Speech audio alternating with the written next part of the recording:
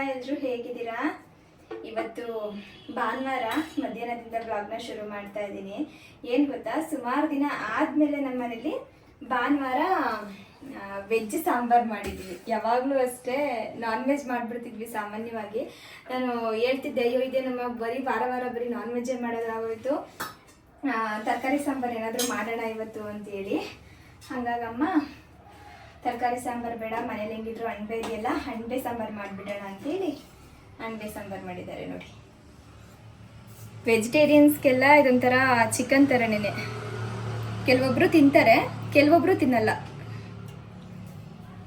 ನಮಗೆ ಈ ಸಾಂಬಾರು ಅಂದರೆ ತುಂಬ ಇಷ್ಟ, ನನಗೆ ತುಂಬ ಇಷ್ಟ. ಊರಲ್ಲಿ ಬರುತ್ತಲ್ಲ ಅಣಬೆ, ಅಷ್ಟು ಮಟ್ಟಿಗೆ ಟೇಸ್ಟಿಯಾಗಿರಲ್ಲ, ಆದರೆ ಅಪರೂಪಕ್ಕೊಂದ್ಸಲ ನಾವು ನೆನೆಸ್ಕೊಂಡಾಗ ತಿನ್ಕೊಳ್ಬೋದು. ಇವತ್ತು ಬಿಸಿ ಬಿಸಿ ಮುದ್ದೆ ಮಾಡಿದ್ದಾರೆ.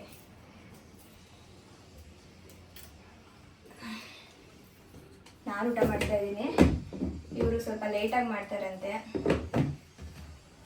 ಇನ್ನಿವತ್ತು ಒಂದು 5-6 ಥರದ್ದು ಸೊಪ್ಪು ಸಿಕ್ಕಿತ್ತು ಅಮ್ಮಂಗೆ. ಹಾಗಾಗಿ ಆ ಎಲ್ಲ ಸೊಪ್ಪನ್ನು ಸೇರಿಸ್ಬಿಟ್ಟು ಅದರೊಟ್ಟಿಗೆ ಹೆಸ್ರು ಕಾಳನ್ನ ಕೂಡ ಹಾಕಿ ಪಲ್ಯ ಮಾಡಿದರು. ಹೆಸ್ರು ಕಾಳನ್ನ ಮೊಳಕೆ ಕಟ್ಟಿ ಮಾಡಿದ್ರೆ ಇನ್ನೂ ಚೆನ್ನಾಗಿರುತ್ತೆ ಈ ಥರ ಸೊಪ್ಪಿನ ಪಲ್ಯದೊಟ್ಟಿಗೆ. ಆದರೆ ಇವತ್ತು ಮೊಳಕೆ ಏನು ಕಟ್ಟಿರಲಿಲ್ಲ, ಹಾಗೆ ಆ ಕಾಳನ್ನ ಹಾಕಿಬಿಟ್ಟು ಪಲ್ಯ ಥರ ಮಾಡಿದರು. ತುಂಬ ಅಂದರೆ ತುಂಬ ಚೆನ್ನಾಗಿತ್ತು. ಆಯಿತಾ, ಇನ್ನು ನಾನು ಊಟ ಮುಗಿಸ್ಕೊಂಡು ಬಿಡ್ತೀನಿ. ನಾನು ಊಟ ಮುಗಿಸ್ಕೊಂಡು ಜಾಣನ ಎತ್ಕೊಂಡ್ರೆ ಅಮ್ಮ ಮತ್ತೆ ಇವರು ಊಟ ಮಾಡ್ಕೋತಾರೆ. ಅಂದರೆ ನಮ್ಮದು ಟೈಮಿಂಗ್ಸ್ ಇಲ್ಲ, ನಿಂದಾದರೆ ಪಕ್ಕ ಟೈಮಿಂಗ್ಸು. ಇವ್ರದ್ದು ಅಂದರೆ ಇವತ್ತು ಕ್ರಿಕೆಟ್ ಆಡ್ಲಿಕ್ಕೆ ಹೋಗಿದ್ರಲ್ಲ, ಬರೋದೇ ಲೇಟು. ತಿಂಡಿ ತಿನ್ನೋದೇ 11:30-12 ಗಂಟೆ ಆಗಿರುತ್ತೆ. ಅದಕ್ಕೆ ಮಧ್ಯಾಹ್ನ ಊಟ ಸ್ವಲ್ಪ ನಿಧಾನ ತಿಂತಾರೆ. ನಂದು ಹಂಗಲ್ಲ, ನಾನು ಇದೇ ಟೈಮಿಗೆ ತಿನ್ಬೇಕಂದ್ರೆ ಇದೇ ಟೈಮಿಗೆ ತಿಂತೀನಿ.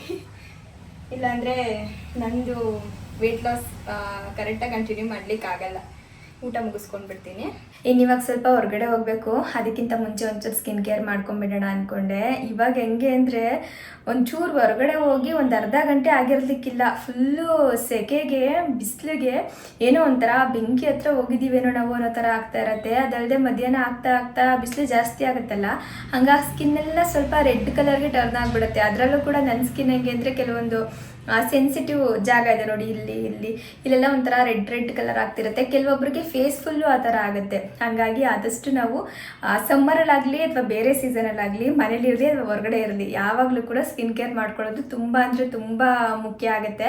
ಏಜ್ ಆಗ್ತಾ ಸ್ಕಿನ್ ತುಂಬ ಡಲ್ ಆಗ್ತಾ ಹೋಗುತ್ತೆ. ಇವಾಗಿಂದ ನಾವು ಕೇರ್ ಮಾಡೋದ್ರಿಂದ ಸ್ಕಿನ್ನು ಕೂಡ ಹೆಲ್ದಿಯಾಗಿ ನಾವು ಕಾಪಾಡ್ಕೊಳ್ಬೋದು. ಇನ್ನು ನಿಮಗೆ ಗೊತ್ತಿರೋ ಹಾಗೆ ನಾನು ಸುಮಾರು ದಿನದಿಂದ ಕ್ಯೂರಾಪ್ನ ಬಳಸ್ತಾ ಬಂದಿದ್ದೀನಿ. ನನ್ನ ಸ್ಕಿನ್ಗಂತೂ ಇದು ತುಂಬ ಚೆನ್ನಾಗಿ ಅಡ್ಜಸ್ಟ್ ಆಗಿಬಿಟ್ಟಿದೆ. ಮೊದಲಿದ್ದು ಕ್ಯೂರ್ ಸ್ಕಿನ್ ಅಂತ ಇತ್ತು. ಇದರಲ್ಲಿ ಸ್ಕಿನ್ಗೆ ಮತ್ತು ಹೇರ್ಗೆ ಎರಡಕ್ಕೂ ಕೂಡ ಟ್ರೀಟ್ಮೆಂಟ್ ಇರೋದ್ರಿಂದ ಇವಾಗ ಕ್ಯೂರ್ ಆ್ಯಪ್ ಅಂತ ಹೇಳ್ಬಿಟ್ಟು ಚೇಂಜ್ ಮಾಡಿದ್ದಾರೆ. ನಾನು ಸುಮಾರು ಸಲ ಹೇಳಿದ್ದೀನಿ, ಕೆಲವೊಬ್ಬರು ಕನ್ಫ್ಯೂಸ್ ಮಾಡ್ಕೊತೀರಾ ಅಂತೇಳಿ ಪದೇ ಹೇಳ್ತಾ ಇರ್ತೀನಿ ಅಷ್ಟೇ. ಇನ್ನು ಈ ಕ್ಯೂರ್ ಆ್ಯಪ್ನ ಡೌನ್ಲೋಡ್ ಮಾಡ್ಕೊಳ್ಳೋ ಸುಲಭನೇ, ಏನಿಲ್ಲ, ಪ್ಲೇಸ್ಟೋರ್ಗೆ ಹೋಗ್ಬಿಟ್ಟು ಕ್ಯೂರ್ ಆ್ಯಪ್ ಅಂತೇಳಿ ಸರ್ಚ್ ಮಾಡಿದ್ರೆ ನಮಗೆ ಆ್ಯಪ್ ಕಾಣಿಸುತ್ತೆ, ಅದನ್ನು ಡೌನ್ಲೋಡ್ ಮಾಡ್ಕೊಂಡ್ರೆ ಆಯಿತು. ಇನ್ನು ನಮ್ಮ ಸ್ಕಿನ್ನಲ್ಲಿ ಏನು ಕೂಡ ನಾವು ಪ್ರಾಬ್ಲಮ್ ಇಲ್ಲ ಅಂತ ಅಂದ್ಕೊಂಡಿರ್ತೀವಿ. ಆದರೆ ಕ್ಯೂರ್ ಆ್ಯಪ್ನ ಡೌನ್ಲೋಡ್ ಮಾಡಿಬಿಟ್ಟು ಜಸ್ಟ್ ನಮ್ಮದೊಂದು ಫೋಟೋನ ಕ್ಲಿಕ್ ಮಾಡಿ ಅಪ್ಲೋಡ್ ಮಾಡಿದ್ಮೇಲೆ ನಮಗೆ ಕ್ಲಿಯರಾಗಿ ಗೊತ್ತಾಗುತ್ತೆ ನಮ್ಮ ಸ್ಕಿನ್ನಲ್ಲಿ ಎಷ್ಟೆಲ್ಲ ಪ್ರಾಬ್ಲಮ್ಸ್ ಇದೆ ಅಂತೇಳಿ. ನೀವು ಅಬ್ಸರ್ವ್ ಮಾಡಿ ನೋಡಿ, ಅದು ನೀಟಾಗಿ ಅನಲೈಸ್ ಮಾಡಿ ನಮಗೆ ತೋರಿಸುತ್ತೆ ಏನೇನಿದೆ ನಿಮ್ಮ ಸ್ಕಿನ್ನಲ್ಲಿ ಪ್ರಾಬ್ಲಮ್ ಅಂತ. ಡಾರ್ಕ್ ಸ್ಪಾಟ್ಸ್ ಇರ್ಬೋದು, ಡಲ್ನೆಸ್ಸು, ಪಿಂಪಲ್ಸು, ಆಕ್ನೆ ಮಾರ್ಕ್ಸು, ಇದೆಲ್ಲನೂ ಕೂಡ ಡೀಟೇಲ್ ಆಗಿ ನಮಗೆ ತೋರಿಸುತ್ತೆ. ಹಾಗೆ ಇದರಲ್ಲಿ ಏನು ಅಂದರೆ ಒಂದು ಒಳ್ಳೆ ಡರ್ಮಟಾಲಜಿಸ್ಟ್ ಕೂಡ ಇರ್ತಾರೆ. ಅವರು ನಮ್ಮ ಸ್ಕಿನ್ನಲ್ಲಿ ಏನು ಪ್ರಾಬ್ಲಮ್ ಇದೆ ಅನ್ನೋದನ್ನ ನೋಡಿಬಿಟ್ಟು ಅದಕ್ಕೆ ಸರಿ ಒಂದು ಥರ ಪ್ರಾಡಕ್ಟ್ಗಳನ್ನ ನೇರವಾಗಿ ಮನೆಗೆ ಕಳಿಸ್ಕೊಡ್ತಾರೆ. ಹಾಗೆ ಬೆಲೆ ಕೂಡ ಕಡಿಮೆನೇ, ಏನಿಲ್ಲ, 2200 ರೂಪಾಯಿ ಅಷ್ಟೇ. ಬರೀ 2200 ರೂಪಾಯಿಗೆ ನಮಗೆ ಡರ್ಮಟಾಲಜಿಸ್ಟ್ ಕನ್ಸಲ್ಟೇಷನ್ ಆಗುತ್ತೆ, ಹಾಗೆ ಪ್ರಾಡಕ್ಟ್ ಸಿಗುತ್ತೆ, ಮತ್ತು ಡೆಲಿವರಿ ಚಾರ್ಜು ಇದರಲ್ಲೇ ಇನ್ಕ್ಲೂಡ್ ಆಗೋಗ್ಬಿಡುತ್ತೆ.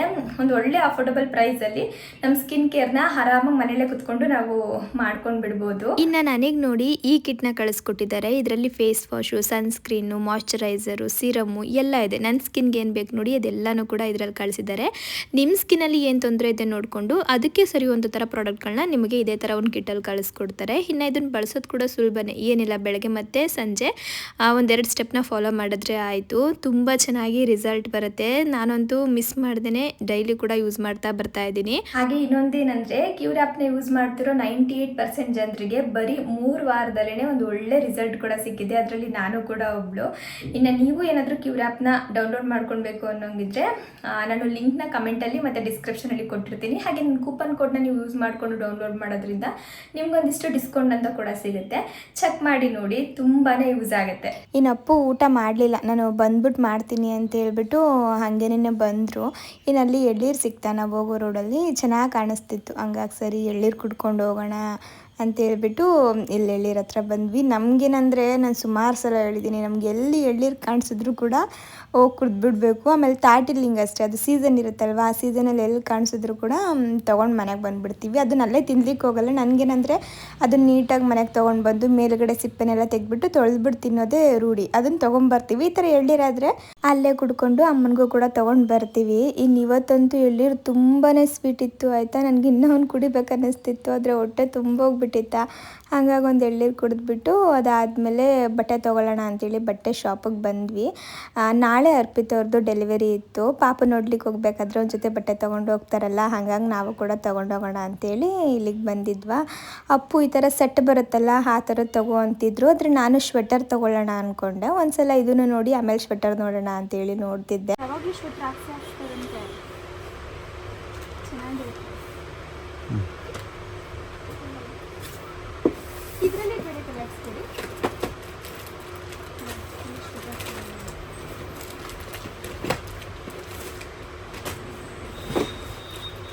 ಇದ್ರಲ್ಲಿ ಕೊಟ್ಬಿಡಿ. ಇದ್ರಲ್ಲಿ ಚೆನ್ನಾಗಿದೆ, ಇದು ಕ್ಲಾತು ಚೆನ್ನಾಗಿದೆ, ಸಾಫ್ಟಾಗಿ.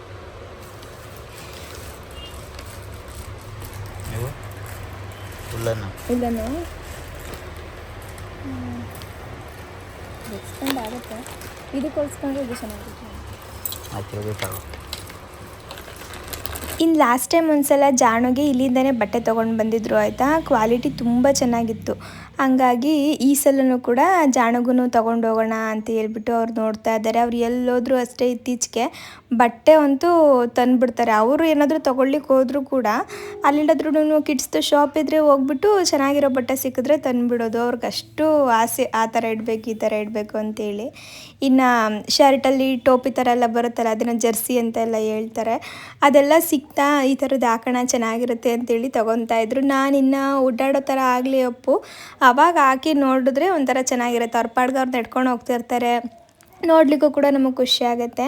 ಇವಾಗ ಏನಕ್ಕೆ ಅದೆಲ್ಲ ಗೊತ್ತಾಗಲ್ಲ. ಈಗ ತಲೆಯಿಂದ ಕ್ಯಾಪ್ ಇದ್ರೂ ಕೂಡ ಏನು ಗೊತ್ತಾಗಲ್ಲ, ಹಾಕ್ಲಿಕ್ಕಾಗಲ್ಲ, ಏನಿಲ್ಲ ಬೇಡ ಅಂತೇಳಿ ಇರಲಿ ಅಂತೇಳ್ಬಿಟ್ಟು ಅವರು ಒಂದು ತೊಗೊಂಡ್ರು. ಅದಾದಮೇಲೆ ನನಗೆ ಒಂದು ಬ್ಲ್ಯಾಕ್ ಕಲರು ತುಂಬ ಇಷ್ಟ ಆಯಿತು ಆಯಿತಾ. ಅದು ಚೆನ್ನಾಗಿತ್ತು ಕ್ವಾಲಿಟಿ ಅಂದರೆ, ನನಗೆ ನೋಡಿದ ತಕ್ಷಣ ತೊಗೊಬೇಕು ಅನ್ನಿಸ್ತು. ಅದ್ರ ಸ್ವಲ್ಪ ಕಾಸ್ಟ್ಲಿ ಕೂಡ ಇತ್ತು ಆಯಿತಾ. ಆಮೇಲೆ ಇವ್ರಿಗೆ ಹೇಳ್ತಿದ್ದೆ ಅಪ್ಪದೊಂದು ಜೊತೆ ತೊಗೊಳ್ಳೋಣ, ಒಂಥರ ಚೆನ್ನಾಗಿದೆ ಅಂತ ಹೇಳ್ಬಿಟ್ಟು ಆಮೇಲೆ ಅದನ್ನ ತೊಗೊಂಡ್ರು. ನಾನು ಅಲ್ಲಿ ತೋರಿಸಿದ್ನಲ್ಲ ಅದಲ್ಲ, ಅದೇ ಥರ ಬೇರೆದು. ಇವ್ರು ನೋಡಿ, ಇವರು ಮನೇಲಿರೋ ಅಣಬೆ ಸಾಂಬಾರು ಬೇಡ ಬಂತು ಇವ್ರಿಗೆ, ಅದಕ್ಕೆ ಬಿರಿಯಾನಿ ತಗೊಂಡು ಬಂದು. ನನಗೆ ಅಣಬೆ ಪಣಬೆ ಎಲ್ಲ ತಿನ್ನೋಕೆ ಇಷ್ಟ ಇಲ್ಲ. ಹೊಟ್ಟೆ ತುಂಬ ಚೆನ್ನಾಗಿ ಮೇದಿರೋ ಕೋಳಿ ತಿನ್ನಬೇಕು, ಆಮೇಲೆ ಚೆನ್ನಾಗಿ ಬೆಳೆದಿರೋ ತರಕಾರಿ ತಿನ್ನಬೇಕು. ಕೊಟ್ಟಾಗಿರೋದ್ರೆ ಇದರಲ್ಲಿ ಅಣಬೆ ಬೂಸ್ಲಿ ಹಿಡ್ದಿರೋದ್ರಲ್ಲಿ ಅಣಬೆ ಬೆಳೆಯೋದು ನೋಡಿದ್ರೆ ಅವ್ರನ್ನ ಎಲ್ಲ ತಿಂತೀನಿ. ನನ್ನೊಂದು ರೋಡಲ್ಲೇ ಬಿಟ್ಬಿಟ್ಟು ಹೋದ್ರಿ ಬಿರಿಯಾನಿ ತರಕ್ಕೆ. ತಿನ್ಬೇಕು ಅನಿಸ್ಬಿಟ್ಟಿದೆ ಇವತ್ತು ಬಿರಿಯಾನಿನ. ಅದಕ್ಕೆ ಇಲ್ಲ, ಅಣಬೆ ತಿಂತೀನಿ, ಸಾಂಬಾರಲ್ಲಿ ತಿನ್ನೋಕ್ಕಾಗಲ್ಲ. ಬಿರಿಯಾನಿ ಆದರೆ ಮಶ್ರೂಮ್ ಬಿರಿಯಾನಿ ಮಾಡ್ತೀಯಲ್ಲ, ಅಣಬೆ ಅಲ್ಲ ಇದು, ಬೇರೆ ಅಣಬೆ. ಇದು ನೋಡಿದ್ರೆ ಮಾಂಸದ ಪೀಸ್ ಇದ್ದಂಗೆ ಇತ್ತು. ಇವರು ಅಲ್ಲಿ ಬರ್ಬೇಕಾದ್ರೆ ಅಲ್ಲೊಂದು ಫಿಶ್ ಹೋಟೆಲ್ ಕಾಣಿಸ್ತಾ, ಫಿಶ್ ತಿನ್ಕೊಂಡು ಹೊಂಟೋಗ್ಬಿಡೋಣ ಅಂತಾರೆ. ನಾನು ಹೊಟ್ಟೆ ತುಂಬ ಊಟ ಮಾಡಿದ್ದೀನಿ, ನನಗೆ ಬೇಡಪ್ಪ ಅಂತ ಅಂದೆ. ಅದಕ್ಕೆ ಈಗ ಬರಬೇಕಾದ್ರೆ ಇಲ್ಲಿ ಬಿರಿಯಾನಿ ತೊಗೊಂಡು ಬಂದರು. ನನಗೆ ಅಣಬೆ ಸಾಂಬಾರು ಬೇಡ, ಬಿರಿಯಾನಿ ತಿಂತೀನಿ ಅಂತ. ನೋಡಿ, ಒಂದಿನ ನಾನ್ ವೆಜ್ ಮಾಡಲಿಲ್ಲ ಭಾನುವಾರ ಅಂದರೆ ಹಿಂಗಾಗತ್ತೆ ನಮ್ಮ ಮನೆಯಲ್ಲಿ. ಇವರು ಬಿರಿಯಾನಿ ಅಷ್ಟೇ ತಗೊಂಡಿರೋದು, ಕಬಾಬ್ ಏನು ತಗೊಂಡಿಲ್ಲ. ಯಾಕೆ ನೀವು ತಿನ್ನಲ್ವಲ್ಲ ಇವಾಗ ಏನು ಗೊತ್ತಾ, ಇವ್ರು ಎಣ್ಣೆ ಪದಾರ್ಥ ಬಿಟ್ಬಿಟ್ಟಿದ್ದಾರೆ. ಅದೇ ನಂಗೆ ಆಶ್ಚರ್ಯ. ಶುಗರ್ ಇನ್ನೂ ಪೂರ್ತಿಯಾಗಿ ಬಿಟ್ಟಿಲ್ಲ, ಎಣ್ಣೆ ಪದಾರ್ಥ ಬಿಟ್ಟಿದ್ದಾರೆ. ಶುಗರ್ ವೆಕೇಶನ್ ಅಷ್ಟೇ, ಯಾವ ಫಂಕ್ಷನ್ ಏನಾದ್ರು ಇದ್ದಾಗ ನೆಮ್ಮದಿಯಾಗಿ ತಿನ್ಬೇಕು. ನನ್ನ ಮಗನಿಗೆ ನಮ್ಮ ಬಂದ ತಕ್ಷಣ ಸ್ಲಿಪ್ಪರ್ಸ್ ಎಲ್ಲ ಹಾಕ್ಬಿಟ್ಟು ಪೀಮ್ ಅನಿಸ್ತಾವ್ರು, ಪೀಮ್ ಅನಿಸ್ತಾವ್ರಲ್ಲಿ. ನಮ್ಮಮ್ಮ ಯಾವಾಗಲೂ ಹಂಗೆ ಆಯಿತಾ, ಏನಾದರೂ ಒಂದು ಹೊಸದು ತಂದರೆ ಫಸ್ಟು ಇಟ್ಬಿಡ್ಬೇಕು ಜಾಣಗೆ. ಅಯ್ಯೋ ನೀನು ತಗೊಂಡೋಗಿ ಎತ್ತಿಕ್ಬಿಡ್ತೀಯಾ, ಆಮೇಲೆ ನಮ್ಮ ಕೈಗೆ ಸಿಗಲ್ಲ, ಅದು ಇಟ್ಬಿಡ್ತೀನಿ ನಾನು ಅಂತ ಇಟ್ಟು ನೋಡಿಬಿಡ್ತಾರೆ. ಇನ್ನು ಹಲಸಿನ ಹಣ್ಣು ಕೂಡ ತೊಗೊಂಡು ಬಂದಿದ್ವಲ್ಲ, ಅದನ್ನು ಕಟ್ ಮಾಡೋಣ, ಇವತ್ತು ಚೆನ್ನಾಗಿ ಹಣ್ಣಾಗಿದೆ ಅಂತ ಹೇಳ್ಬಿಟ್ಟು ಚಾಕುನೆಲ್ಲ ಸ್ವಲ್ಪ ಶಾರ್ಪ್ ಮಾಡ್ಕೊತಾ ಇದ್ರು. ಈ ಚಾಕುದು ಮತ್ತು ಶಾರ್ಪ್ ಮಾಡ್ತಿದ್ದಾರಲ್ಲ ಅದ್ರದ್ದು ಲಿಂಕ್ ಬೇಕಿದ್ರೆ ಹೇಳಿ, ನಾನು ಕೊಟ್ಟಿರ್ತೀನಿ. ಎಷ್ಟು ಚೆನ್ನಾಗಿದೆ ಅಂದರೆ ಎಷ್ಟೇ ಮೊಂಡಾಗಿರೋ ಚಾಕುಗಳನ್ನೂ ಕೂಡ ಪಟ್ಟಂತ ಶಾರ್ಪ್ ಮಾಡ್ಕೊಂಡ್ಬಿಡ್ಬೋದು. ಚೆನ್ನಾಗಿ ಆಯ್ತಲ್ಲ, ಅದು ನೋಡ್ಬಿಟ್ಟು ನಮ್ಮಮ್ಮ ಕುಡ್ಲೂ ಕೂಡ ತಂದು ಕೊಟ್ಬಿಟ್ರು. ಇದನ್ನು ಮಾಡಿಡಿ, ತೆಂಗಿನಕಾಯಿ ಸುಲಿಲಿಕ್ಕೆಲ್ಲ ಆಗುತ್ತೆ ಅಂತ ಹೇಳ್ಬಿಟ್ಟು. ಇನ್ನು ಅದನ್ನೆಲ್ಲ ಮುಗಿಸ್ಕೊಂಡು ಇವಾಗ ಹಲಸಿನ ಹಣ್ಣು ಕಟ್ ಮಾಡ್ತಾ ಇದ್ದಾರೆ. ಇದರಲ್ಲೇನೆಂದರೆ ತುಂಬ ಅಂಟಿತ್ತು ಆಯಿತಾ. ಒಂದು ಕಡೆ ಕಟ್ ಮಾಡಿದ್ರೆ ಒಂದಿಷ್ಟು ಬರ್ತಿತ್ತು. ಅದಕ್ಕೆ ಅಮ್ಮ ಇದ್ಬಿಟ್ಟು ಹಲಸಿನ ಹಣ್ಣಿನ ಸಿಪ್ಪೆ ಇರುತ್ತಲ್ಲ ಅದೊಂದು ಚೂರು ಕಟ್ ಮಾಡಿಕೊಂಡು ಆ ಸಿಪ್ಪೆ ಲಿಂಗಿಂಗ್ ಅಂದರೆ ನೀಟಾಗಿ ಎಲ್ಲ ಅಂಟು ಬಂದ್ಬಿಡುತ್ತೆ ಅಂತ ಹೇಳ್ಬಿಟ್ಟು ತೋರಿಸ್ತಾ ಇದ್ರು. ಇವತ್ತು ತಂದಿದ್ದು ಹಲಸಿನ ಹಣ್ಣು ಅಷ್ಟೊಂದೇನು ಸ್ವೀಟ್ ಇರಲಿಲ್ಲ, ಅಂದರೆ ಒಂದು ಸ್ವಲ್ಪ ಲೈಟಾಗಿತ್ತು ಅಷ್ಟೇ. ನನಗೆ ಹಲಸಿನ ಹಣ್ಣು ಯಾವ ಥರ ಇರಬೇಕು ಅಂದರೆ ಬಾಯಲ್ಲಿಟ್ಟರೆ ಒಳ್ಳೆ ಬೆಲ್ಲ ಇಟ್ಟಂಗೆ ಇರಬೇಕು, ಅಂದರೆ ಅಷ್ಟು ಸ್ವೀಟ್ ಇರಬೇಕು. ನಂಗೆ ಆ ಥರ ಇದ್ದರೆ ತುಂಬ ಇಷ್ಟ ಆಗುತ್ತೆ. ಇದು ಅಷ್ಟೊಂದು ಸ್ವೀಟ್ ಇರಲಿಲ್ಲ, ಲೈಟಾಗಿತ್ತು ಸ್ವೀಟು, ಚೆನ್ನಾಗಿತ್ತು. ಆಮೇಲೆ ಹಣ್ಣುಗಳು ಕೂಡ ಸ್ವಲ್ಪ ಜಾಸ್ತಿ ಇತ್ತು, ಆಮೇಲೆ ದೊಡ್ಡದಾಗಿತ್ತು ಆಯಿತಾ. 1-2 ಹಣ್ಣು ತಿಂದರೆ ಹೊಟ್ಟೆ ತುಂಬಿಡ್ಬೇಕು ಆ ಥರ ಇತ್ತು ಹಣ್ಣು. ಆದರೆ ಟೇಸ್ಟ್ ಅಷ್ಟೊಂದು ನನಗೆ ಇಷ್ಟ ಆಗಲಿಲ್ಲ. ನಾನು ಅದನ್ನೇ ಹೇಳ್ತಿದ್ದೆ, ಅಯ್ಯೋ ಅಪ್ಪು ಅಷ್ಟೊಂದು ದುಡ್ಡು ಕೊಟ್ಟು ತೊಗೊಂಡು ಬಂದ್ವಿ, ಇದಿಂದು ಇಷ್ಟು ಕಡಿಮೆ ಇದೆಯಲ್ಲ ಸ್ವೀಟು ಅಂತ ಹೇಳ್ಬಿಟ್ಟು. ಎಲ್ಲ ತಿನ್ಬಾರ್ದು ಮಮ್ಮಿ, ಇನ್ನೂ ಅಲ್ಲಿ ಬಂದಿಲ್ಲ ನಿನಗೆ ಅದ್ಕೊಂಡು ತಿನ್ನೋಕ್ಕೆ. ಹೆಂಗೆ ತಿಂತಾರೆ ನೋಡಿ, ಎಲ್ಲ ಗೊತ್ತು ನನ್ನ ಮಗಂಗೆ, ಅಗ್ಯೋದು ತಿನ್ನೋದು. ಯಮ್ಮಿನಾ, ಅಯ್ಯೋ ಇಷ್ಟ ಆಯ್ತು ಕಂದು. ಅಯ್ಯೋ ಕಿತ್ತಾಕಕ್ಕಾಗ್ತಿಲ್ಲ ಅದನ್ನ ಅಂತ ಅರಿಯೋದು.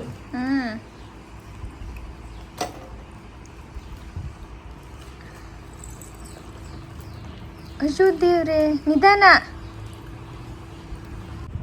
ರಕ್ತನೂ ನಿನ್ನಂಗೆ ನಿಂದೆ ಬಂದ್ಬಿಟ್ಟಿದ್ದಂಗೆ ಅದೇ. ಏಕೆ? ನಂದೇನು ಒಂಚೂರು ಬಂದೇ ಇಲ್ಲ ಅದಕ್ಕೆ. ತಿನ್ನಕ್ಕೆ ಹಿಂಗೆ ಆಡ್ತದೆ, ಅರ್ಜೆಂಟ್ ಮಾಡ್ತದೆ, ತಿಂದ್ಮೇಲೆ ಡ್ಯಾನ್ಸ್ ಆಡ್ತದೆ, ಎಮ್ಮಿ ಅಂದ್ಕೊಂಡು. ಹೌದು ಮಗ್ನೆ, ಮಮ್ಮಿ ಥರನಾ ನೀವು? ಹೆಂಗಿತ್ತು? ಎಮ್ಮಿ ಚೆನ್ನಾಗಿತ್ತಾ? ಚುಪ್ಪರ್ ಹಲಸಿನ ತೊಳೆ ತಿನ್ನಲೇಬಾರ್ದು, ಆ ಲೆವೆಲ್ ಮಾಡಿಬಿಟ್ರು. ಕ್ಯೂಚಿ ಉಸ್ಕೊಂಬ್ರ ಎಷ್ಟು ಖುಷಿ ಪಟ್ಕೊಂಡು ತಿಂತಾರದು ನೋಡಿ. ಚಿನ್ನಿ, ನಾನು ದಾಳಿಂಬೆ ಹಣ್ಣು ಕೊಟ್ಟಿದ್ನ ಇಲ್ಲಿ ನೋಡಿ ಸೈಡಿಗೆ ಮಡಗಿದ್ದಾರೆ, ಅರ್ಧ ತಿನ್ಬಿಟ್ಟು. ಅಷ್ಟು ಇಷ್ಟ ಆಗ್ಬಿಟ್ಟಿದೆ ಹಲಸಿನ ಹಣ್ಣು.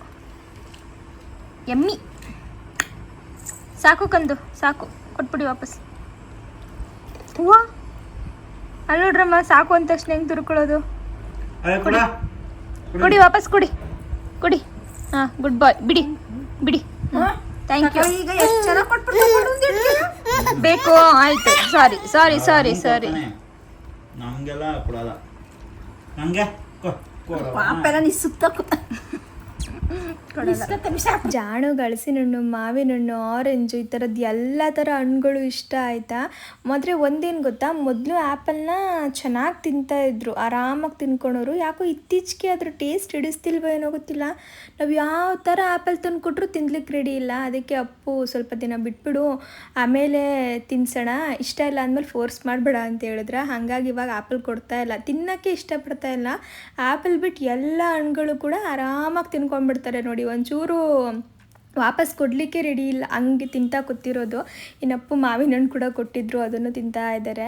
ಇನ್ನು ಸಂಜೆ ಲೇಖಮ್ಮನ ಕರೆದಿದ್ದೆ ನಾನು, ಪಿಜ್ಜಾ ಮಾಡೋಣ ಬಾ ಲೇಖಮ್ಮ ಅಂತೇಳ್ಬಿಟ್ಟು. ಲೇಖಮ್ಮನೇ ಹೇಳಿತ್ತು, ಒಂದಿನ ಪಿಜ್ಜಾ ಮಾಡೋಣ ಶಿಲ್ಪಕ್ಕ, ಎಷ್ಟೊಂದು ದಿನ ಆಗೋಯ್ತಲ್ವ ಮಾಡಿ ಅಂತ ಹೇಳ್ಬಿಟ್ಟು.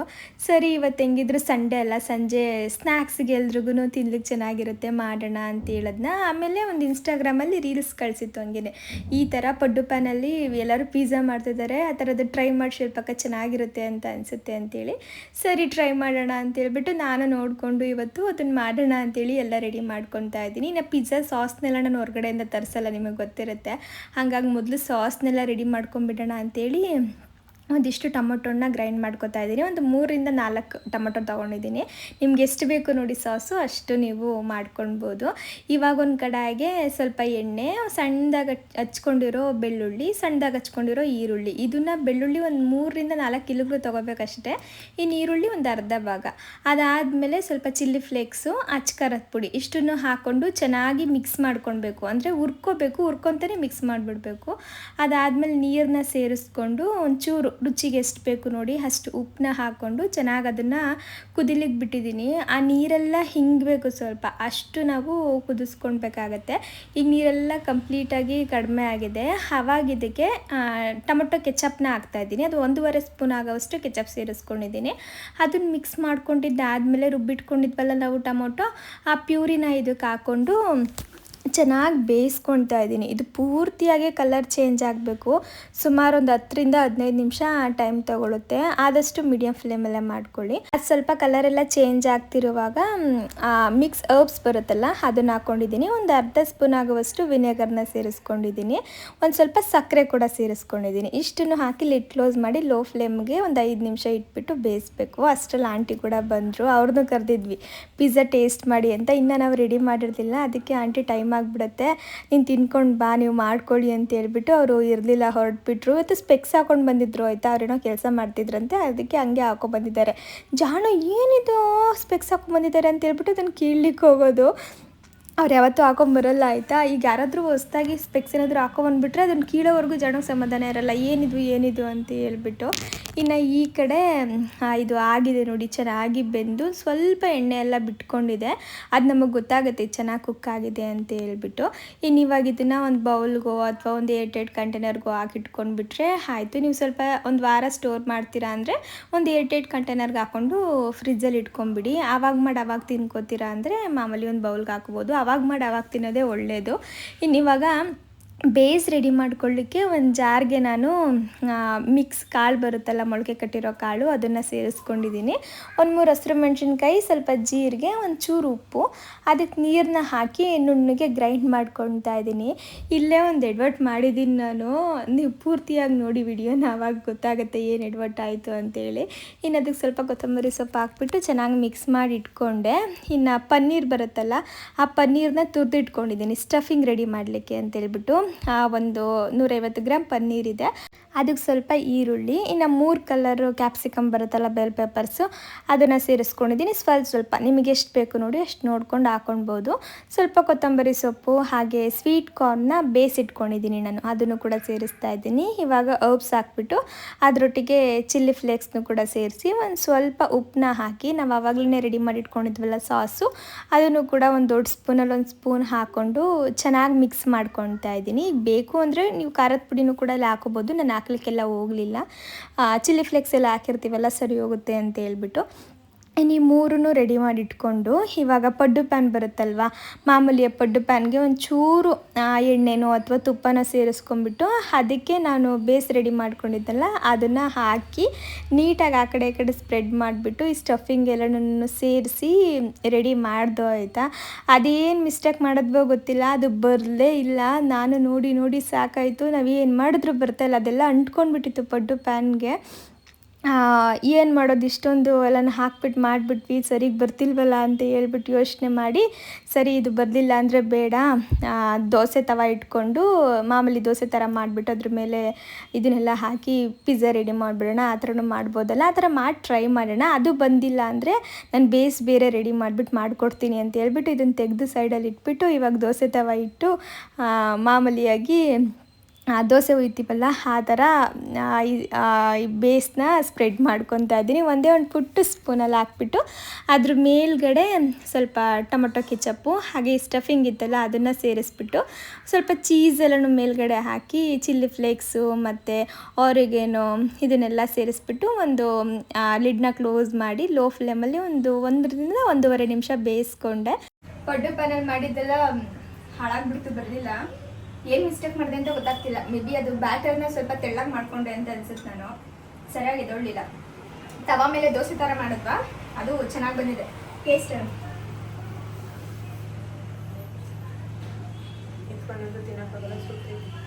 ಬಿಸಿನಾ ನಾನೇನು ಅನ್ಕೊಂಡಿದ್ದೀನಿ ಅಂದರೆ ಇವಾಗ ಏನಾದ್ರು ಟೇಸ್ಟ್ ಚೆನ್ನಾಗಿ ಬಂದಿಲ್ಲ ಅಂದರೆ ಬೇರೆ ಒಂದು ಬೇಸ್ ಮಾಡ್ಬಿಟ್ಟು ಮಾಡೋಣ ಅಂತ. ಚೆನ್ನಾಗೈತೆ. ಓಕೆನಾ? ನಿಜ ಸೂಪರ್ ಐತೆ. ತಿನ್ಬೋದಾ? ನೋಡಿ ಇನ್ನೊಂದ್ಸತಿ.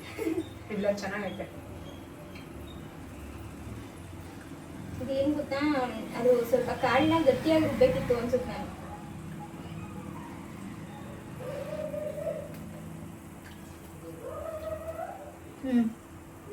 ಟೇಸ್ಟ್ ನಿಜವಾಗ್ಲೂ ಚೆನ್ನಾಗೈತೆ. ಅದೇ ಬ್ಯಾಟರ್ ನಾವು ಮಾಡ್ಕೊಳ್ಬೇಕಾದ್ರೆ ಕಾಳನ್ನ ಸ್ವಲ್ಪ ಗಟ್ಟಿಗೆ ರುಬ್ಕೋಬೇಕಷ್ಟೇ. ಇದ್ರಲ್ಲಿ ಟ್ರೈ ಮಾಡೋದಕ್ಕಿಂತ ತವಾ ಮೇಲೆ ಮಾಡೋದೇ ಬೆಸ್ಟು. ನೋಡಿ ತವಾ ಮೇಲೆ ಎಷ್ಟು ಚೆನ್ನಾಗಿ ಬರ್ತದೆ. ಮನೆ ಘಮ ಘಮ ಅಂತೆ. ಘಮ ಘಮ ಅಂತಿದೆ ಅಮ್ಮ ಮನೆ, ಆದ್ರೆ ಇದು ಸ್ವಲ್ಪ ಸುಟ್ಟೋಯ್ತು. ಸುಟ್ಟೋಯ್ತಾ? ತೆಗಿ ಫಸ್ಟು. ಇದು ಸುಟ್ಟೋಗಿಲ್ಲ, ಇದು ವಾವ್, ಎಷ್ಟು ಎಮ್ಮೆಯಾಗಿ ಕಾಣಿಸ್ತಾ ಇದ್ರು. ಕಾಂತಿಗೆ ಹಾಕೊಡೋದನ್ನ. ಇನ್ನೊಂದು ಸ್ವಲ್ಪ ಬೇಯಬೇಕು. ಅದೇ ಇದು ಬೇಸ್ ಸರಿಗೆ ಬರಬೇಕು ಅಂದರೆ ಕಾಳನ್ನ ಸ್ವಲ್ಪ ಗಟ್ಟಿಯಾಗಿ ರುಬ್ಕೊಳ್ಬೇಕು ನಾವು, ತೆಳ್ಳಗೆ ಮಾಡ್ಕೊಳ್ಲಿಕ್ಕೆ ಹೋಗಬಾರ್ದು. ಹಾಂ, ಪೂರ್ತಿ ತಿನ್ಬೇಕು.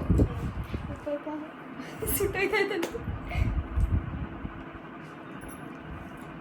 ಅಮ್ಮ. ಒಂದೊಂದೇ ಕಾಳು ತಗೊಂಡು ತಿನ್ನೋದಲ್ಲ, ಈಗ ಅಲ್ಲಿ ಕಟ್ ಮಾಡ್ಕೊಂಡ್ರಲ್ಲ ಅದನ್ನ ಉಫ್ ಮಾಡ್ಕೊಂಡು ತಿನ್ನಿ. ಈಗ ಉಫ್ ಮಾಡಿ. ನಮ್ಮ ಅಮ್ಮ ಯಾವತ್ತೂ ಪಿಜ್ಜಾ ತಿಂದಿಲ್ಲ.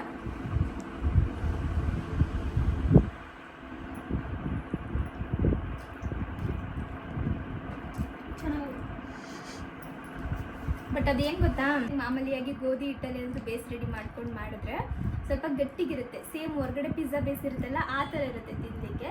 ಇದೇನಂದರೆ ಹೆಸ್ರು ಕಾಳು ಹಾಕಿರೋದ್ರಿಂದ ಅಲ್ವಾ, ಸ್ವಲ್ಪ ಹಿಂಗೆ ದೋಸೆ ಮೇಲೆ ಟಾಪಿಂಗ್ಸ್ ಹಾಕಿ ಮಾಡಿರೋ ಥರ ಇದೆ ಅಷ್ಟೇ. ಟೇಸ್ಟು ಪಿಜ್ಜಾ ಥರನೇ ಇರುತ್ತೆ, ಬೇಸ್ದು ಟೇಸ್ಟ್ ಮಾತ್ರ ಬೇರೆ ಥರ ಇರುತ್ತೆ. ಓಕೆ, ತಿನ್ಬೋದು, ಸೂಪರಾಗೇನಿಲ್ಲ, ಮಾಮೂಲಿಯಾಗಿ ತಿನ್ಬೋದು. ಅದೇ ಆ ಬೇಸ್ ಒಂದು ಸರಿಗೆ ಅನ್ಸಲ್ಲ. ಫಸ್ಟ್ ಟೈಮ್ ಟ್ರೈ ಮಾಡಿದ್ದು ಫ್ಲಾಪ್ ಆಯ್ತು ಈ ಸಲ.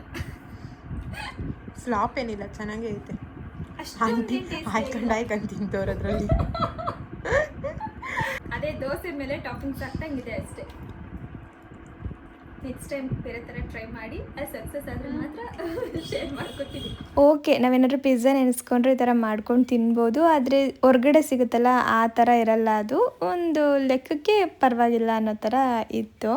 ಇನ್ನು ಇವಾಗ ಅಪ್ಪು ನಾಳೆ ಅರ್ಪಿತವ್ರ ಡೆಲಿವರಿ ಇತ್ತಲ್ಲ, ಅವ್ರಿಗೆ ಒಂದಿನ ಮುಂಚೆನೇ ಅಡ್ಮಿಟ್ ಆಗಲಿಕ್ಕೆ ಹೇಳಿದರು. ಹಾಗಾಗಿ ಅವರು ಹೊರಡ್ತಾ ಇದ್ದಾರೆ. ಒಂದು 10:30ಗೇನೋ ಹೊರಟ್ರು ಅವರು.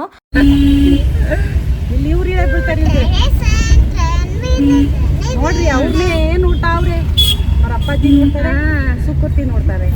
ಅಲ್ಲಿ ಇಬ್ರು ಇದಾರಲ್ಲ, ಅದಕ್ಕೆ ಮುಂದೆ ಬರ್ಲಿಕ್ಕೆ ಇಷ್ಟ ಇಲ್ಲ. ನಿನ್ನೆ ನೋಡ್ತಾವ್ರೆ ಜಾಸ್ತಿ. ಇವಾಗ ಏನ್ ಕೊಯ್ತಾ ಇದೀವಿ ಹೇಳು? ಏನ್ ಕೊಯ್ತಾ ಇದೀವಿ ನಾವು? ಹೌದಾ? ಹೊಸ ಪಪ್ಪನ್ ಕರ್ಕೊ ಬರಕ್ಕೆ. ಯಾವ ಪಾಪು? ಪಾಪು ಕಪ್ಪಗಿರುತ್ತಾ ಬೆಳ್ಳಗಿರುತ್ತಾ? ಹೌದಾ? ಎರಡದನ್ನ ತೋರಿಸ್ತೀನಿ. ಅಮ್ಮ ಇನ್ನ ನಾನೇ ನೋಡಿಲ್ಲ ಮಮ್ಮ ಅಂತ ಹೇಳ್ಬೇಕು. ಇಲ್ಲ, ಅವ್ಳು ನೋಡೋಳೆ, ತೋರಿಸ್ತಾಳಂತೆ. ತೋರಿಸ್ತೀಯಮ್ಮ? ತೋರಿಸ್ತೀನಿ. ನಂಗೆ ಫಸ್ಟ್ ತೋರಿಸ್ಬೇಕು, ಆಯ್ತಾ? ಆಮೇಲೆ ಶಿಲ್ಪತೆಗೆ. ಓಕೆ, ಡನ್ ಮಮ್ಮ. ಓಕೆ, ಇವ್ರು ನೋಡ್ತಾವ್ರೆ.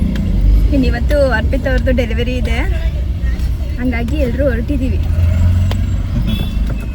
ಅಲ್ಲ ಸುಕೃತೆ, ಹೊಸ ಪಾಪು ಮನೆಗೆ ಬರ್ತಾರಲ್ಲ ಬಂಗಾರಿ? ದಿವಸ ಬೇಕು. ಇನ್ನು 5 days ಆದ್ಮೇಲೆ ಬರ್ತಾರೆ ಅಲ್ವಾ? ಏನ್ ಗೊತ್ತಾ, ಸುಕೃತಿಗೆ ಅವ್ರ ಅಣ್ಣ ಇದ್ರೆ ಸಾಕು, ಇನ್ ಯಾರು ಬೇಡ. ಮೊದ್ಲೆಲ್ಲ ನೋಡಿ ಇಲ್ಲಿ ಬಂದು ಕುತ್ಕೊಂತ ಇದ್ರ, ಇವಾಗ ಅವ್ರ ಅಣ್ಣ ಇರೋದಲ್ಲೇ. ಕೇಳಿನು ನಿಮ್ ಮನೆಗ್ ಬರಕ್ಕೆ, ಅವ್ರ ಅಮ್ಮನ್ ಕೇಳಿನು. ನಮ್ಮನೆಗ ಅಮ್ಮ ಶಿಲ್ಪತೆ ಮನೆಗೆ ಹೋಗೋಣ ಅಂತ. ಪಾಪ ಟೈಮ್ ಇಲ್ಲ ಕಣಪ್ಪ, ಇವತ್ತು ಕೆಲಸ ಜಾಸ್ತಿ ಇದೆಯಲ್ಲ. ಹೌದಮ್ಮ. ಇವಾಗ ಸುಕೃತಿ ಮಾತಾಡೋ ಇದೇ ಚೇಂಜ್ ಆಗಿಬಿಟ್ಟಿದೆ ಆಯಿತಾ. ಸ್ಕೂಲಿಗೆ ರಜಾ ಅಲ್ವಾ, ಹಾಗಾಗಿ ತುಂಬ ಆಟ ಕಲ್ತ್ಬಿಟ್ಟಿರೋದು. ಸ್ಕೂಲ್ಗೆ ಹೋದ್ಮೇಲೆ ಮಕ್ಕಳು ಸರಿ ಹೋಗ್ಬಿಡ್ತಾರೆ. ಈ ರಜದಲ್ಲೇ ಸ್ವಲ್ಪ ಕಷ್ಟ ಹಿಡಿಲಿಕ್ಕೆ ಅವ್ರನ್ನ. ಇನ್ನು ನಾವು ಬರೋ ಅಷ್ಟರಲ್ಲಿ ಅರ್ಪಿತ್ ಅವ್ರು ನಾಳೆ ಡೆಲಿವರಿ ಕರ್ಕೊಂಡು ಹೋಗಿದ್ರು. ಅವ್ರಿಗೆ ಫಸ್ಟ್ ಬೇಬಿ ಬಂದು ಸುಕೃತಿ ಬಂದು ಸಿ ಸೆಕ್ಷನ್ನೇ ಆಗಿದ್ದು ಆಯಿತಾ. ಹಂಗಾಗಿ ಈಗ ಸೆಕೆಂಡ್ ಬೇಬಿನೂ ಕೂಡ ಸಿ ಸೆಕ್ಷನ್ನೇ ಮಾಡ್ತಾ ಇದ್ದಾರೆ. ಕೆಲವೊಬ್ಬರಿಗೆ ನಾರ್ಮಲ್ ಕೂಡ ಆಗಿರುತ್ತೆ, ಆದರೆ ಇವರಿಗೆ ಡಾಕ್ಟ್ರು ಸಿ ಸೆಕ್ಷನ್ನೇ ಮಾಡ್ತೀವಿ ಅಂತ ಹೇಳಿದರು. ಹಾಗಾಗಿ ಇವ್ರು ಒಂದಿನ ಮುಂಚೆ ಬಂದು ಅಡ್ಮಿಟ್ ಆದರು. ಅಂದರೆ ಅವ್ರು ಹೆಂಗೆ ಹೇಳ್ತಾರೆ ನೋಡಿ ಆ ಥರ ಒಂದಿನ ಮುಂಚೆನೇ ಬಂದು ಅಡ್ಮಿಟ್ ಆಗಿದ್ದರು. ಇನ್ನು ಬೆಳಗ್ಗೆ ಒಂದು 9 to 9:30 ಒಳಗಡೆ ಡೆಲಿವರಿ ಮಾಡಿಕೊಡ್ತೀವಿ ಅಂತ ಹೇಳಿದ್ರ. ಅಷ್ಟರಲ್ಲಿ ಹೋಗ್ಬಿಡೋಣ ಅಂತೇಳಿ ನಾವು ಕೂಡ ಬಂದ್ವಿ. ಪಾಪು 9ವರೆಗೆ ಹುಟ್ಟಿರೋದು ಹೆಣ್ಣು ಪಾಪು, 2 kg 950 ಗ್ರಾಮ್ ಇದೆ. ಗೊತ್ತಾಯ್ತಾ? ಪಾಪು ಹುಟ್ಟಿದ ತಕ್ಷಣ ಹತ್ತಿದೆ, ಏನು ತೊಂದರೆ ಇಲ್ಲ. ಸ್ವಲ್ಪ ಹೊತ್ತು ವಾರ್ಮರಲ್ಲಿ ಇತ್ತು, ಅಬ್ಸರ್ವೇಷನ್ ಇತ್ತು, ಆಮೇಲೆ ಕೊಡ್ತೀವಿ. ನಾನು ಬಂದಾಗಿಂದ ಕಾಯ್ತಿದ್ದೆ ಆಯಿತಾ, ನೋಡೋಣ ಅಂತ ಹೇಳ್ಬಿಟ್ಟು. ಜಾಣು ಹಳ್ಳಿಗೆ ಶುರು ಮಾಡ್ಕೊಂಡ್ಬಿಟ್ರು. ಸರಿ ಅಂದ್ಬಿಟ್ಟು ಮೇಲ್ಗಡೆ ಹೋದೆ ಆಯಿತಾ, ಮಲಗಿಸ್ಬಿಟ್ಟು ಬರೋಣ ಅಂತ. ಅಷ್ಟರಲ್ಲೇ ಪಾಪನ ಕರ್ಕೊಂಡು ಬಂದು ತೋರಿಸ್ಬಿಟ್ಟು ಒಳಗಡೆ ಕರ್ಕೊಂಡು ಹೋಗ್ಬಿಟ್ಟಿದ್ದಾರೆ. ಅಯ್ಯೋ ನಾನು ನೋಡ್ಲಿಕ್ಕಾಗಲಿಲ್ವಲ್ಲ ಅಂತೇಳಿ ನನಗೆ ಆಮೇಲೆ ಹೇಳಿದ್ರು. ಅವರು ನೀಟಾಗಿ ಕ್ಲೀನ್ ಎಲ್ಲ ಮಾಡಿಕೊಂಡು ಬಟ್ಟೆನೆಲ್ಲ ಹಾಕ್ಬಿಟ್ಟು ತಂದು ಕೊಡ್ತಾರೆ. ಇವಾಗ ಒಳಗಡೆ ಕರ್ಕೊಂಡು ಹೋಗಿದ್ದಾರೆ ಅಂತ ಹೇಳ್ಬಿಟ್ಟು. ಮ್ಯಾಡಿ ಕೊಡು.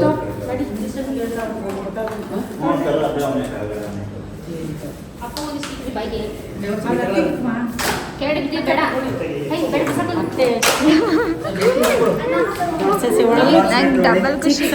ನಮ್ದೊಂದು ಸ್ವೀಟ್ ತಗೊಳ್ಳಿ.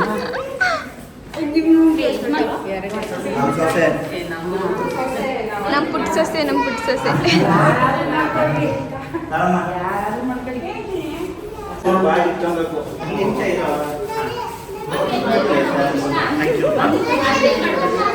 ಕಂಗ್ರ್ಯಾಚುಲೇಷನ್ಸ್.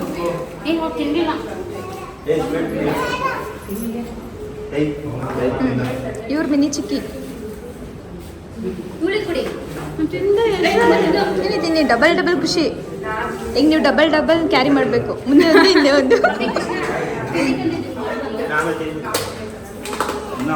ನೋಡ್ಬೇಕು, ಲಗ್ ಮಾಡಬೇಕು. ಆಮೇಲೆ ಅಪ್ಪ ನಂಗೆ ಸ್ವಲ್ಪ ಕೊಡಪ್ಪ. ಪಾಪ ನನ್ನ ಹೆಂಡತಿಗೆ ಕೊಟ್ಟೆ. ನಾನು ತಿಂದರೆ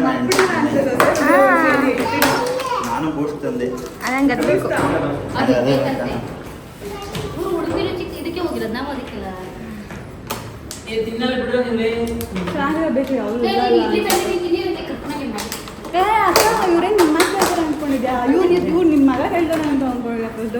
ಈಗ ಫುಲ್ ಎತ್ಕೊಂತ ಇದೆಯಾ? ಬೇಡ ಒಂದೇ ಸಲ. ನಾನೆಲ್ಲ ಹಾಸ್ಪಿಟಲ್ಗೆಲ್ಲ ಹಂಚ್ಕೊಂಡ್ರೆ ಅದು ತಗೊಂಡೋಗಿ ಮಿಕ್ಸ್ ಮಾಡ್ಕೊಂಡು ಬಂದವ್ರು ಕೊಡೋಕ್ಕಾಗ್ತದೆ. ಇನ್ನು ಒಬ್ಬೊಬ್ಬರು ಹೋಗಿ ಒಂದೊಂದು ಬಾಕ್ಸ್ ಸ್ವೀಟ್ ತೊಗೊಂಡು ಬಂದುಬಿಟ್ಟಿದ್ರೆ ಒಂದಿಷ್ಟು ಸ್ವೀಟೇ ಆಗೋಗ್ಬಿಟ್ಟಿತ್ತು.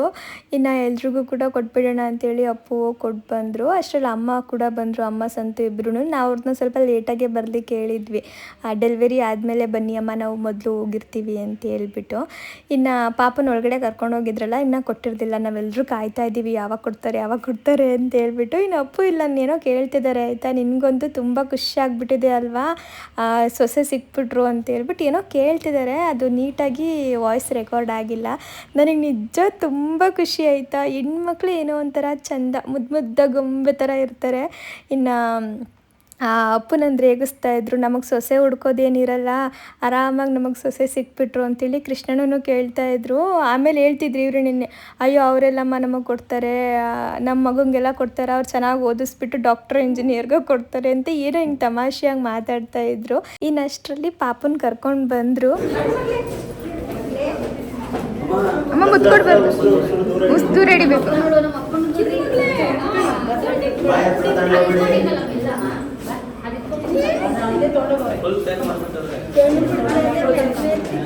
ಅಮ್ಮ ದೂರ ಮಾತಾಡ್ಬೇಕು. ಹೌದಾ ಅಮ್ಮ?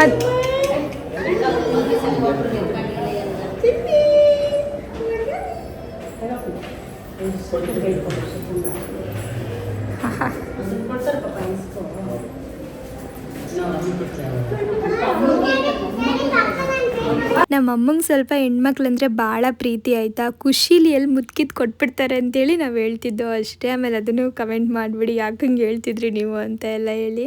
ಇನ್ನು ಪಾಪು ಅಂತೂ ಎಷ್ಟು ಮುದ್ದಾಗಿದ್ದಾರೆ ಗೊತ್ತಾ. ಸೇಮ್ ಸುಕೃತಿ ಥರನೇ ಇರೋದು ಆಯಿತಾ. ಆ ಮೂಗು, ಕಣ್ಣು, ಬಾಯಿ, ಐಬ್ರೋ ಕೂಡ ಅಷ್ಟೇ ಸೇಮ್ ಅದೇ ಥರ ಇರೋದು. ಅದನ್ನೇ ಹೇಳ್ತಿದ್ವಿ, ಮಿನಿ ಸುಕೃತಿ ಆಗೋದ್ರು, ಟ್ವಿನ್ಸ್ ಥರ ಆಗೋಯ್ತಾರೆ ಇಬ್ರು ಅಂತ ಹೇಳ್ಬಿಟ್ಟು. ಇನ್ನು ಕೃಷ್ಣನ ಸುಕೃತಿ ಪುಟ್ಟ ಪಾಪು ಇದ್ದಾಗ ಯಾವ ಥರ ಇದ್ರು ಅಂತೇಳಿ ತೋರಿಸ್ತಿದ್ರು. ಹಂಗೆ ಮಾತಾಡ್ತಿದ್ವಲ್ಲ, ಸೇಮ್ ಹಂಗೆ ಇರೋದು ಅಂತೇಳಿ, ನೋಡಿ ಹಿಂಗೆ ಇದ್ರು ಅಂತೇಳಿ ಎಲ್ರಿಗೂ ತೋರಿಸ್ತಾ ಇದ್ದಾರೆ. ಇವಾಗ ಹೆಂಗೆ ನೋಡ್ತಿದ್ದೀರ ನೋಡಿ, ಸೇಮ್ ಹಂಗೆ ಇರೋದು ಈ ಪಾಪನೂ ಕೂಡ. ನಮಗಂತೂ ಫುಲ್ಲು ಖುಷಿ ಆಗಿಬಿಡ್ತು, ಮತ್ತೊಂದು ಗೊಂಬೆ ಬಂತಲ್ಲ ಅಂತೇಳಿ.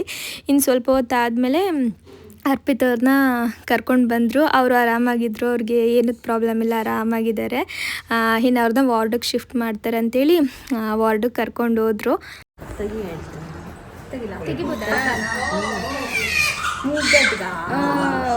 ಏನು ರೊಚ್ಚೆ ಮಾಡ್ತೈತೆ ಮಗು.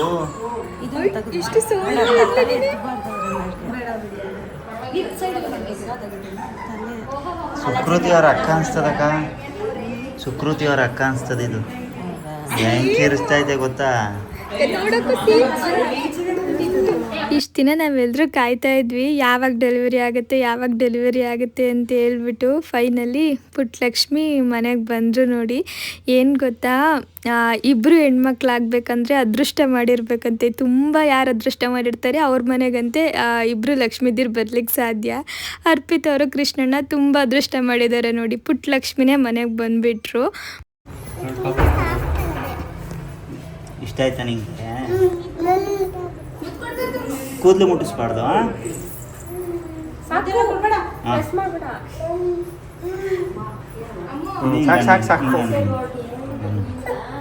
ಅಷ್ಟೇ ಅಷ್ಟೇ, ಜಾಸ್ತಿ ಇದು ಮಾಡಬಾರ್ದು. ಹಾಡು ಹೇಳು, ಒಂದು ಹಾಡು ಹೇಳು.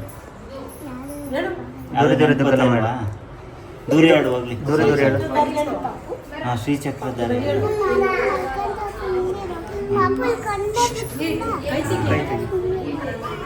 ಅದಕ್ಕೆ ಎಷ್ಟು ರೋದನೆ ಕೊಡ್ತೀವ ತಂಗಿ ಅಂತ.